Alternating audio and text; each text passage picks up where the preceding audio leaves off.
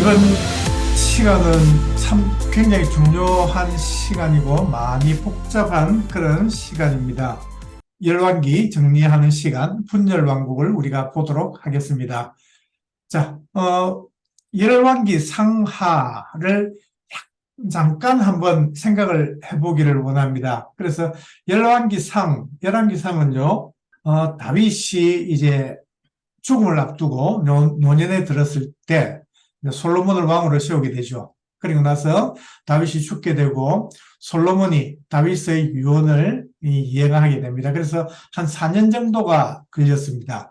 그래서 솔로몬이 왕이 되고 4년이 지나고 난 뒤에 그리고 나서 솔로몬이 했던 가장 중요하고 중요한 일이 바로 성전 건축이었습니다. 그 아버지 다윗이 정말 간절하게 바라고 원했던 그것을 하나님께서 다윗에게는 허락하지 않으셨지만 그 아들 솔로몬을 통해서 성전 건축을 하기를 원하셨으니까 그래서 성전을 7년에 걸쳐서 건축을 하죠. 그리고 나서 성전 건축을 마치고 난 뒤에는 이제 13년에 걸쳐서 자기가 거할 왕궁을 건축을 합니다. 그러니까 사울과 다윗과 솔로몬이 각각 40년씩 통치를 하게 되잖아요. 그래서 솔로몬도 40년을 통치하는 중에서 그 건축하는 데만 20년이 들고 그리고 다윗 이제 처음에 왕이 돼가지고 이제 다윗의 유언을 이행하고 뭐 하는 이제 기반을 잡는데 4년이 들었단 말이죠. 그러면 24년이 지나서 그럼 남은 16년 동안에 이제 솔로몬이 어떻게 삶을 살았는가 하는 것은 참 우리가 안타깝죠. 마지막에는 그 하나님을 떠나가지고 그렇게 우상숭배에 빠지기도 했던 그 사람이기 때문에 자, 그럼 그렇게 해서 11장에 열왕기상 11장에 보면 솔로몬이 이제 죽게 되고 그리고 12장에 이스라엘 12지파를 상상을 하시면 되잖아요. 그래서 열왕기상 12장에는 여로보암이 반란을 일으켜서 북쪽에 이스라엘의 10지파가 배반을 해가지고 새로운 그 북왕국 이스라엘을 이제 만들어가게 되죠. 그리고 나서 열왕기는요, 22장에 아합이 이제 죽게 됨으로써 열왕기상이 마무리가 되는데 아합은 바로 이세벨 북쪽에 이세벨과 아합이 굉장히 악한 사람으로서 그렇게 정말 온갖 악을 저지르고 하나님 떠난 거역했던 사람의 대표적인 사람이었다 하는 것 우리가 알고 있습니다. 그리고 나서 자 열왕기 하를 보시면요, 엘리야가 이제 마지막 사역을 하게 돼요. 그리고 나서 아합이 죽고 그 아들 아시야가 왕이 되었지만은 그 이제 병이 들어가지고 2년 만에 죽게 되고 그리고 나서 엘리야도 이제 그 불병을 타고 성천을 하게 되죠. 하늘나라 가게 되고 그리고 나서 그 엘리야의 그 제자였던 엘리사가 이제 등장을 하게 되고 그 이제 엘리사 사역을 이제 이어가게 되는 것을 우리가 열왕기 하에서 보게 됩니다. 그래서 많은 사역을 하게 됩니다. 그리고 그러는 가운데 예후가 일어나서 지금 오므리 왕조죠. 그러니까 오므리가 아버지였고 아합이 그 아들이었거든요. 그래서 그 오므리 왕조의 그거를 싹 다 죽이는 그런 하나님의 그 요구를 그 예후가 그것을 듣게 되죠. 그래서 그 예후를 왕으로 세우기 위해서 엘리사 선지자가 자기 제자를 보내서 기름을 부어서 왕으로 세우게 되죠.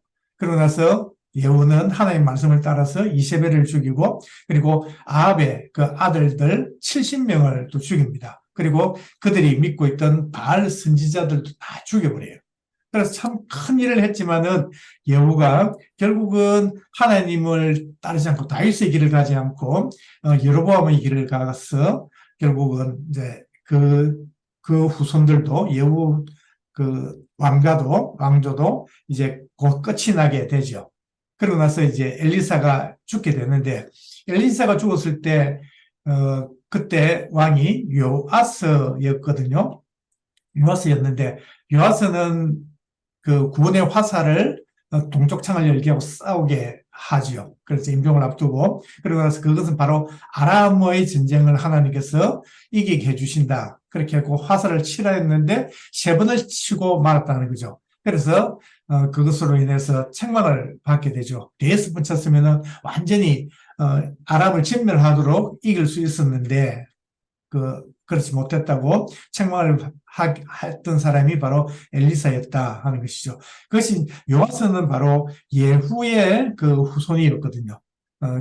예후 왕조에 있었고, 그리고 나서 결국은 17장에는요, 북이스라엘이 멸망을 하게 되죠. 아수르에 의해서 722년에.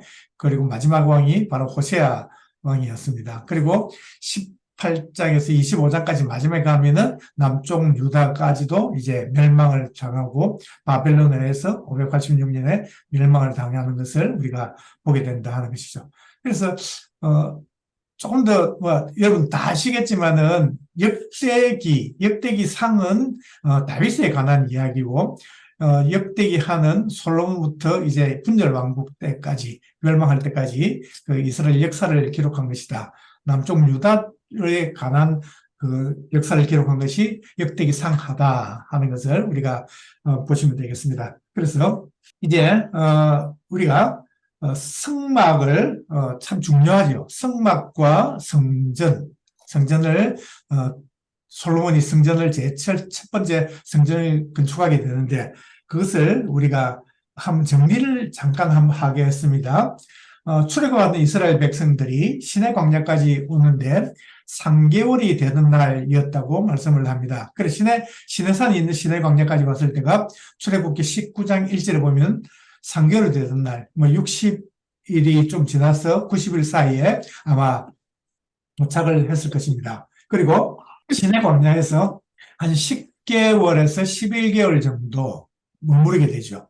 그래서 이제 살게 됨으로써 하나님께서 주신 여러 가지 이제 특별한 것을 이제 받게 되는데 성막이 언제 완성이 됐는가 하면은 출애굽기 40장 17절 보시면요.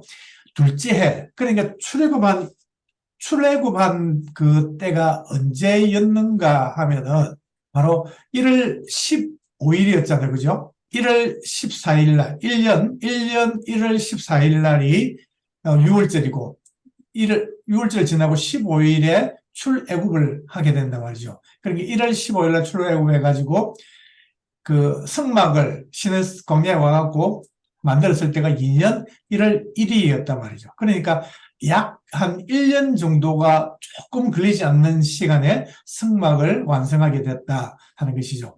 그리고 성막이 완성되자 이제 그 1월 1일 날 완성이 됐으니까 그 1월 14일 날 6월절을 지내게 하시고, 그리고 2월 20일 날 이제 가나안 땅으로 출발을 하게 되거든. 그러면서 이제 민수기가 우리 시작되는 것을 보았습니다. 하나님께서 시내 광야에서 이스라엘 백성들을 머물게 하시면서 주셨던 것이 바로 세 가지가 있다고 말씀을 드렸습니다. 바로 십계명 돌판과 그리고 이스라엘 백성들이 이제는 하나님이 주신 그 법을 지키며 살아야 되기 때문에 율법을 주셨고, 그리고 성막, 제사를 통해서 하나님께서 만나주시는 것을 보게 되죠. 그래서 지난번에 출애굽기와 레위기 할 때 제가 이 성막에 대해서 말씀을 드렸습니다. 자, 그리고 나서 이제 성막, 하나님께서 이 시내 광야에서 만들게 하셨던 그 성막을 통해 가지고 백성들과 하나님이 함께 계시는 것을 보여주시오. 그림에 나와 있지만은 천막을 치고 있을 때도 성전을 중심으로 동서남북으로 세 지파씩 나누어가지고 12지파가 그렇게 진을 치고 있었고, 그리고 하나님께서 구름 기둥과 불 기둥으로 이스라엘 백성들을 지켜주셨죠. 그리고 나서 가나안 정복을 시작할 때도 하나님께서는 요단강 그 언약궤를 맨 제사장들이 요단강 폭판에 강폭판에 하나님께서 물을 마르게 하셨고, 그 강폭판에 그냥 이스라엘 백성들 다 건널 수 있도록 그때까지 기다리고 있었다 하는 것이죠. 그래서 언제나 하나님이 백성들과 함께 하심을 보여주신 것이 바로 성막을 통해서, 언약궤를 통해서 하나님의 그 임재를 보여주셨다 하는 것이죠. 그리고 여리고성을 돌아가지고 이제 가나안 정복 전쟁을 시작할 때도 언제나 하나님께서는 앞장서서 언약궤를 맨 그 제사장들이 앞장서게 하셨고 하나님이 앞서가 하신다는 것을 보여주셨다는 것이죠. 그리고 가나안 정복 전쟁을 끝내고 여호수아가 자기가 거주하던 그 실로에서 가나안 땅을 뽑아 분배할 때도 하나님께서 하나님 존전에서 그 모든 일들을 하는 것을 보여주셨다 하는 것을 우리가 볼 수 있습니다. 그러면은 이제 그 성전은 언제 만들어졌는가 하는 것이죠. 그래서 조금 전에 잠깐 제가 언급을 했는데 다윗이 하나님의 성전을 만들기를 정말 간절하게 소원을 했었죠. 그래서 사무엘 하 7장 2절과 3절을 보면은 왕이 선지자 나단에게 이르되 볼지어다 나는 백향목 궁에 좋은 궁에 살고 있는데 하나님의 궤는 휘장 가운데 저 천막 가운데 있는 것이 정말 다윗의 마음에 아팠다는 것이죠. 그럴 때 나단이 왕께 아뢰되 여호와께서 왕과 함께 하시니 마음에 있는 모든 것을 행하소서. 당신이 원하신 대로 하면 됩니다. 그렇게 했죠. 근데 이렇게 마음을 먹은 다윗을 향해서 하나님께서는요 정말 언약을 주셨죠. 그래서 네가 여호와를 위하여 집을 짓고 내 수완이 차서 누울 때 내 몸에서 내 씨를 네 뒤에 세워서 그의 나를 견고하게 해주겠다. 그리고 그는 내 이름을 위하여 집을 건축할 것이요. 그러니까 성전을 건축을 네 아들 솔로몬을 통해서 하겠고, 그리고 나는 그의 나라의 왕위를 영원히 견고하게 하겠다. 그러니까 하나님께서 이 다윗과 솔로몬을 이어지는 시대 동안에 하나님께서 그 왕위를 끝까지 견고하게 책임져 주시겠다, 지켜주시겠다 하는 언약을 주셨다 하는 것이죠.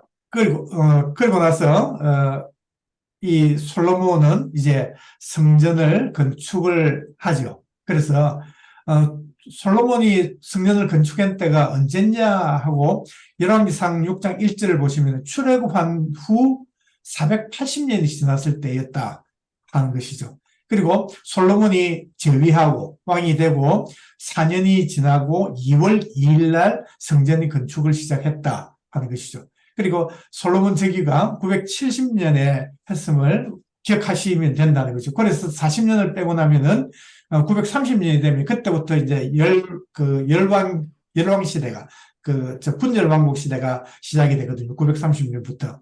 그리고 하나님의 성전을 어디에 세웠느냐 하면은 예루살렘 모리아산이요. 그리고 아라고나의 타작마당, 오르나의 타작마당이었다 하는 것이죠. 그래서 좀 전에 말씀드렸지만은 970년에 솔로몬이 왕 제위하고, 그리고 4년이 지났을 때 966년에 이제 건축을 시작해가지고 7년이 걸렸으니까 959년에, 그죠? 7년을 빼면은 959년에 이 성전이 제1성전, 그것이 완공이 되었다 하는 것을 우리가 보게 됩니다. 자, 그렇지만은, 다윗이 사실은 제가 지난번에 사무엘 강의할 때도 그렇게 했는데, 다윗이 성전을 건축을 하려는 마음이 굉장히 뜨거운 마음이 있었죠. 그래서 자기는, 손에 피가 있기 때문에 하나님께서 허락을 안 하셨지만은, 내 아들 솔로몬을 통해서 하나님께서 성전을 받으시겠다 하셨기 때문에, 그래서 자기가 할 수 있는 것들, 석수, 돌, 철, 필요한 것들, 녹과 백향목, 그런 것들 다 준비해 왔단 말이죠. 그리고 나서 솔로몬에게 또 부탁을 하죠. 그래서, 또 필요한 것이 돈이 또 많이 들 거라는 게 돈도 주고, 그리고 더 많이 준비하고, 그리고 참 중요한 것이 바로 다윗이 이 설계도를까지도 솔로몬에게 주었다 하는 것을 우리가 성경 역대상을 통해서 보게 된다 하는 것이죠. 자, 그래서 다시 한번 정리를 해본다면요. 신해산에 있을 때 1445년 조금 출애굽한 지 1년이 지난 뒤에 그때 승막이 건축이 되었죠. 그리고 나서 통일왕국 시대에 사울과 다윗과 솔로몬이 즉위하고 난 뒤에 966년에 건축을 해서 7년 만에 959년에 이제 성전을 건축한 것을 우리가 보게 된다 하는 것이죠. 그래서 솔로몬이 예루살렘 모리아산에 여호와의 정건축하기를 시작하니 그곳은 전에 여호와께서 그의 아버지 다윗에게 나타나신 곳이요 여호수 사람 오르난의 타작마당에 다윗이 정한 곳이라. 솔로몬이 왕위에 오른 지 넷째 해 둘째 날 건축을 시작하였더라. 2월 2일 날. 그러니까 4년이 지난 2월 2일 날 성경 건축을 시작을 했다 하는 것을 우리가 보게 됩니다. 자, 솔로몬이 지었던 성전 아주 크게 지었죠. 아주 화려하고 좋게 지었죠. 그래서 보면은 솔로몬 왕이 여호와를 위하여 성전을 건축한 성전은 길이가 60규빗, 그리고 60규빗은 일단은 한 규빗을 50cm로 생각하시면 쉽다 그랬죠. 그래서 나누기 이해하면 되거든요. 60 나누기 이해하면 30m가 된다는 거죠. 30m입니다.